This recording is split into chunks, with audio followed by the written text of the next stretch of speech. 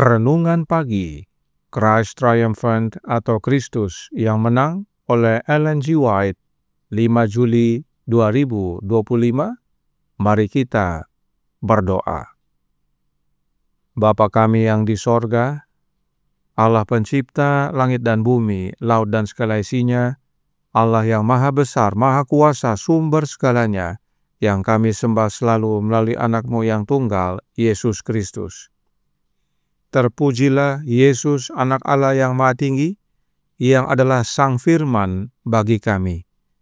Pada pagi hari ini kami bersyukur boleh bangun dan berbakti, dan sebagaimana membaca dan mendengarkan nasihat firman-Mu, kiranya ini menjadi pembaharuan bagi kami semua, agar mengandalkan ada tertulis dalam menghadapi setiap godaan setan. Beserta kami sepanjang perbaktian ini, kehendak-Mu yang jadi. Ampun kami akan dosa dan salah, karena kami berdoa hanya dalam nama Anak Allah yang tunggal, Yesus Kristus, yang adalah Tuhan dan Juru Selamat kami. Amin. Renungan hari ini akan dibacakan oleh Saudara Eric Lai. Kepada Saudara Eric, kami persilahkan. Selamat sahabat, renungan kita pagi ini, 5 Juli 2025 berjudul Kristus menghadapi godaan dengan kitab suci. Ayat inti terdapat dalam 4 Matius 4. Ada tertulis, manusia hidup bukan dari roti saja, tetapi dari setiap firman yang keluar dari mulut Allah. Meskipun ia, setan, muncul sebagai malaikat terang, kata-kata pertama ini mengkhianati karakternya. Jika engkau anak Allah, disinilah disindiran ketidakpercayaan. Jika Yesus melakukan apa yang disarankan setan, itu akan menjadi penerimaan atas keraguan. Jika keyakinan Kristus kepada Allah dapat digoyahkan, setan tahu bahwa kemenangan dalam seluruh pertentangan itu akan menjadi miliknya. Ia berharap bahwa di bawah tekanan keputusasaan dan rasa lapar yang luar biasa, Kristus akan kehilangan iman kepada Bapanya dan melakukan mujizat demi dirinya sendiri. Yesus tidak dapat mendengarkan penipu ulung itu tanpa perlawanan. Namun, anak Allah tidak akan membuktikan keilahiannya kepada setan. Ia menghadapi si penggoda dengan kata-kata kitab suci. Ada tertulis, katanya, manusia hidup bukan dari roti saja, tetapi dari setiap firman yang keluar dari mulut Allah. Dalam setiap godaan, senjata peperangannya adalah firman Allah.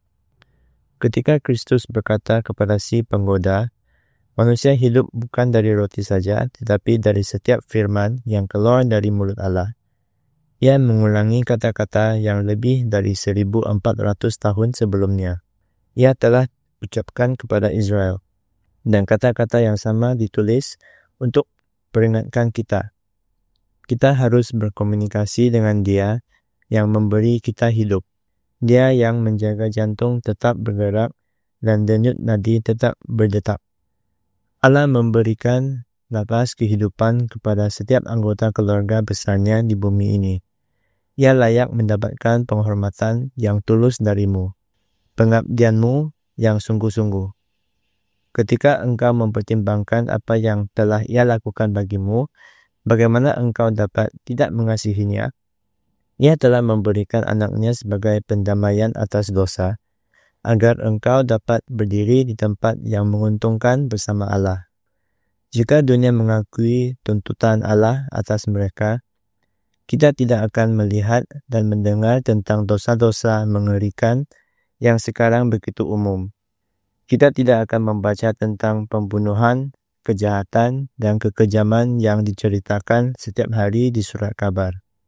Seperti orang-orang sebelum air bah, penduduk dunia hampir sepenuhnya melupakan Allah dan hukumnya. Manuskrip 155-1902.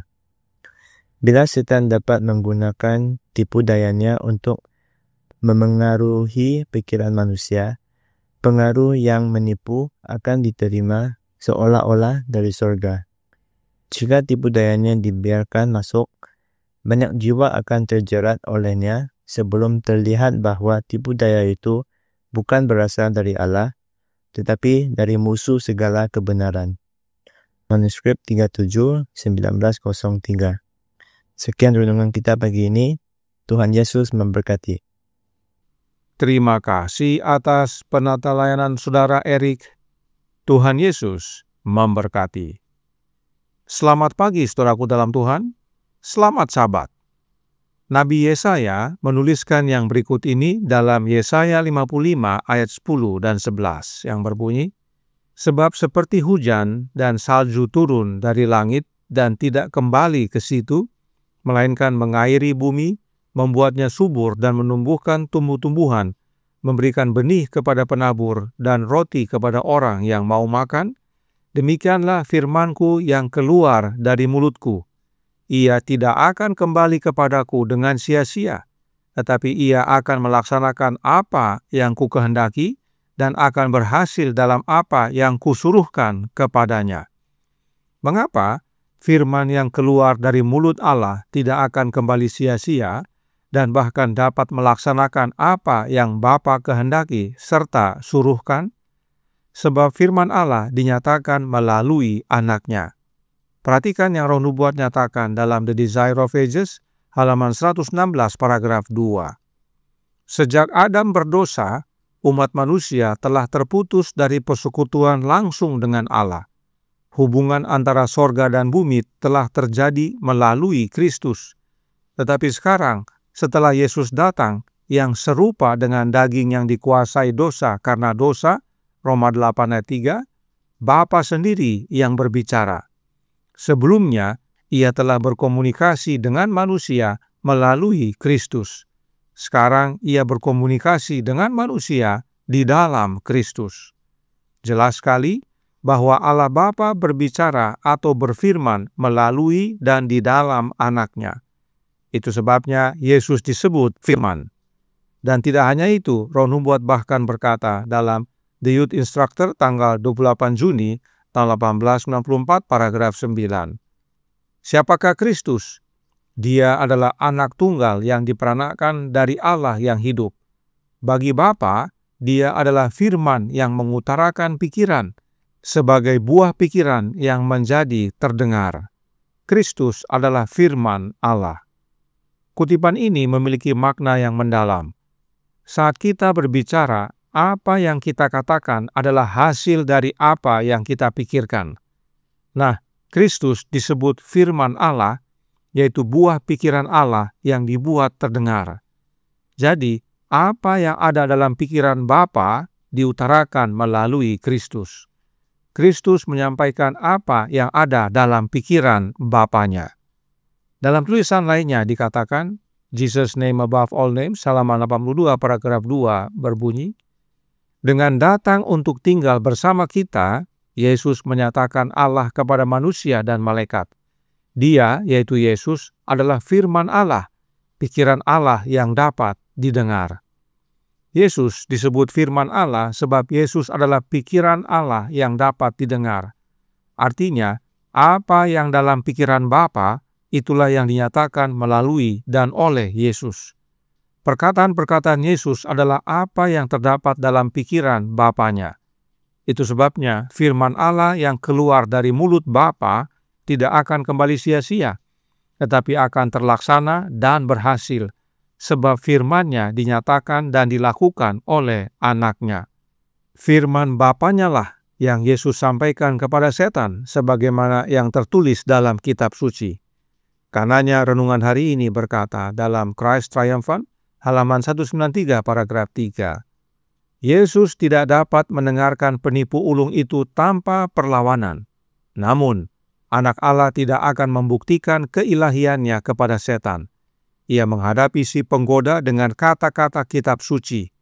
Ada tertulis, katanya, manusia hidup bukan dari roti saja, tetapi dari setiap firman yang keluar dari mulut Allah. Dalam setiap godaan, senjata peperangannya adalah firman Allah. Yesus tidak pernah berkata-kata dari dirinya sendiri, tetapi apa yang Bapanya perintahkan, itulah yang Yesus sampaikan. Karenanya, firman Bapanya lah senjata Kristus yang paling ampuh dalam mengalahkan setan. Senjata yang sama dapat menjadi bagian kita, asal kita tinggal di dalam Yesus. Sebab sekarang Bapa berbicara kepada kita di dalam Anak-Nya. Itu sebabnya Yesus berkata dalam Yohanes 15 ayat 7 yang berbunyi, "Jikalau kamu tinggal di dalam Aku dan firman-Ku tinggal di dalam kamu, mintalah apa saja yang kamu kehendaki dan kamu akan menerimanya." Firman Yesus sama dengan firman Bapanya. Sebab Bapa berbicara di dalam Anak-Nya.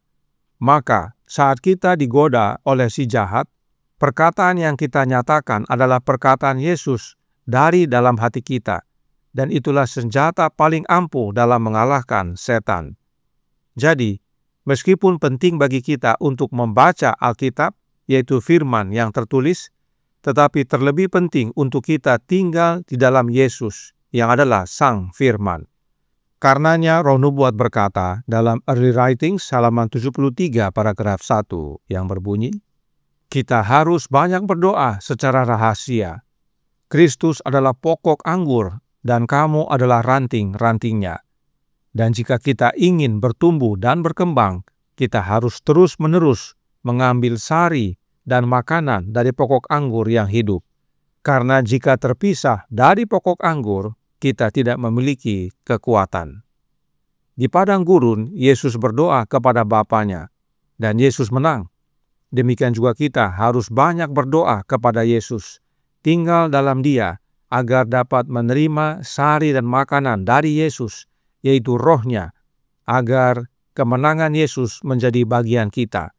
Kita menghadapi godaan setan oleh perkataan firman, baik yang tertulis dan yang dinyatakan di dalam hati kita. Tuhan memberkati, saya bawa dalam nama Yesus. Amin. Mari kita berdoa. Bapa kami yang di sorga, Allah pencipta langit dan bumi, laut dan segala isinya, Allah yang maha besar, maha kuasa, sumber segalanya, yang kami sembah selalu melalui anak-Mu yang tunggal, Yesus Kristus. Terima kasih atas nasihat vital pada pagi hari ini. Kami dapat menang sebagaimana Yesus menang dengan menyatakan ada tertulis. Sebab firman yang keluar dari mulut Bapa tidak akan kembali sia-sia, tetapi dapat melaksanakan kehendak-Nya dan membawa keberhasilan dari apa yang Bapa suruhkan. Karenanya tolong kami ya Bapa, karuniakanlah roh anak-Mu dalam hati ini, sebab hanya dengan menerima Roh Kristus, itulah wujud kami menerima sari dan makanan dari pokok anggur. Maka itulah wujud kami tinggal dalam Yesus, dan firman-Nya tinggal dalam kami. Sehingga bila mana godaan si jahat datang melanda hidup kami dapat menghadapinya dengan ada tertulis dan teristimewa apa yang Yesus nyatakan dalam hati kami. Maka kemenangan menjadi bagian kami. Beserta kami sepanjang hari ini kehendak-Mu yang jadi. Ampun kami akan dosa dan salah, karena kami berdoa hanya dalam nama Anak Allah yang tunggal, Yesus Kristus, yang adalah Tuhan dan Juru Selamat kami. Amin.